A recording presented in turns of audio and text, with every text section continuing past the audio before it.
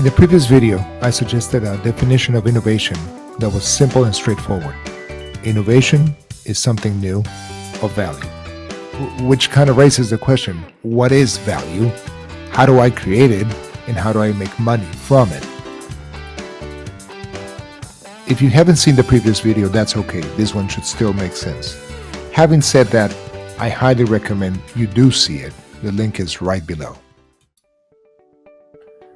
I've been to workshops and conferences on innovation all over the world, and I usually ask the audience to think about a company they feel personally is very innovative. It can be a company in any market, in any geography, making whatever it is that they want. And then I ask them to just shout out the name at the count of 3. Now, if you're watching this at work, I'm not going to ask you to shout out the name. Also, you would feel kind of foolish shouting back at a video. But I'm going to count down from 3 to 2, to 1, to 0. I'm going to ask you to come up with one name of a company you consider to be innovative. Ready? 3, 2, 1, go. Now, I don't know what you picked, but quite a few of you picked Apple. I know this because it happens all the time, and I agree. Apple is an incredibly innovative company. But how is it innovative? What did Apple invent? What did they do that was new and exciting and different from anybody else? How did they create something new of value? The answers that I get to that question are usually clear, quick, and wrong. The first answer is usually they invented the MP3 player, which is simply not true. And then somebody will say, well, they came up with a smartphone, which I also know it's not true because I had a smartphone made by Nokia way before the iPhone came out. And then someone will concede that no, they didn't invent the smartphone, but they invented the App Store. Well, no, Nokia also had one of those. By this time, they're getting desperate, so they say, well, how about the multi-touch screen? And I'm sorry, but a whole bunch of companies, including Mitsubishi, came up with multi-touch screens way before Apple used any of those. So what exactly was Apple's innovation in all of this? Because you'll remember, I actually agreed. Apple is an enormously innovative company. The problem is, if we only think about innovation in terms of a new product, a shiny object, then we're going to miss how Apple was innovative. Because I could buy a CD and rip music before the iTunes Store came along, and we had a MP3 player that played music and phones that did some applications and so on. But nobody brought it all together before Apple. And that was the genius. Making it easy, making it slick, making it fun for us to do all of those things at once. And that has been Apple's strategy in terms of innovation from day one. Making technology easy to use, making your life easier, and not having you challenged by new technology. And that, I will contend, is the reason that Apple was the first company ever to hit $1 trillion valuation.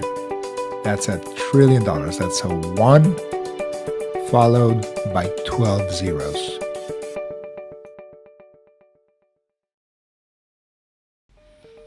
That is called operational excellence, and it's exactly how Apple made their money, by staying focused on making things easier for everybody, bringing a whole bunch of disparate elements together in a way that makes your life cooler, easier, more joyful. Now, customer intimacy, it's a different animal. It's a little bit more complex to describe. And that is because there is a gap between what customers say they need and what they might need in reality and might not be aware of. But if you pay attention to the details, you will discover how to fulfill that need that oftentimes consumers don't even know that they had. Now, this is not about creating a feature-rich offering. Having too many features doesn't help anybody, and most of those features are useless to the end user. Product leadership is what most people think of when they think of innovation. It's coming up with the new thing, the shiny object. And that's all very good if you can keep it up and you can do it. And some companies have done very well out of it, but it's not the only way to go.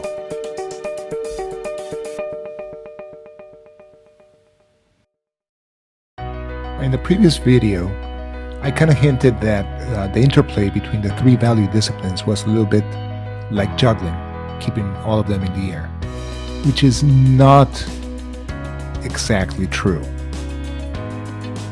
The better metaphor, I think, is of a tricycle, a three-wheeled vehicle, in that you will have a value discipline that leads the way, that is the strongest one you have. This is what you do best. And then two others that you need to keep in reasonable shape to be able to move ahead. In coming up with an innovation strategy, first thing you need to do is understand what it is the leading value discipline your company has. And if you've been in business for more than 10 minutes, you will realize that you already have one of them as your leading discipline. Now, we need to make sure that the other two are also well inflated and happy.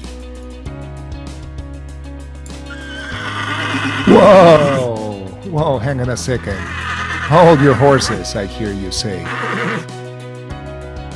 My company is not some rinky-dink little three-wheeled bicycle thing powered by human muscles. My company is a state-of-the-art three-wheeled car with plenty of power.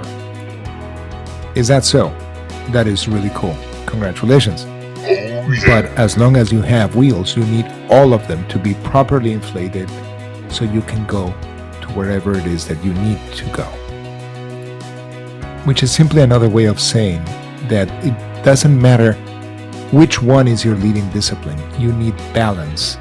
And at the end of the day, you need all three of them to be working together for you to succeed. You may, with time, if you're really good at this, have two leading disciplines, two of them that you do especially well.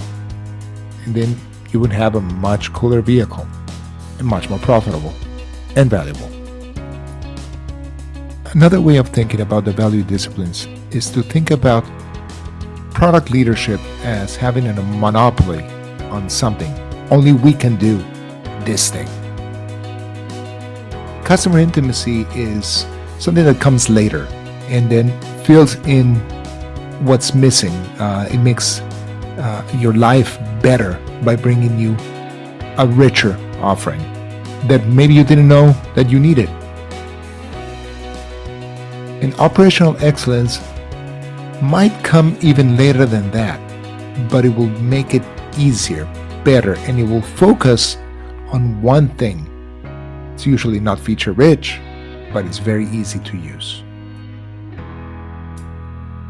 It makes sense to think of product innovation as something that would be most attractive to early adopters, and to think of customer intimacy as something that you would use to approach the early majority, also the adopters, and to think of operational excellence as a kind of products that would be attractive to everybody, including the majority, late and early. So which value discipline is your leading discipline? And once you know that, how do you plan a strategy that will make you money for years to come? If by now you're having some questions about how innovative your company is or how well you're balancing your value disciplines, you are not alone. After I posted the previous video, I got some questions along those lines, so I decided to practice what I preach and bring something new of value. This is a survey, takes about 2 minutes to fill. The survey is free and I will analyze it for free and give you a good sense of where you are. It'll give us a great place to start an interesting conversation. So click on the link, fill out the survey, and we'll talk. Thank you.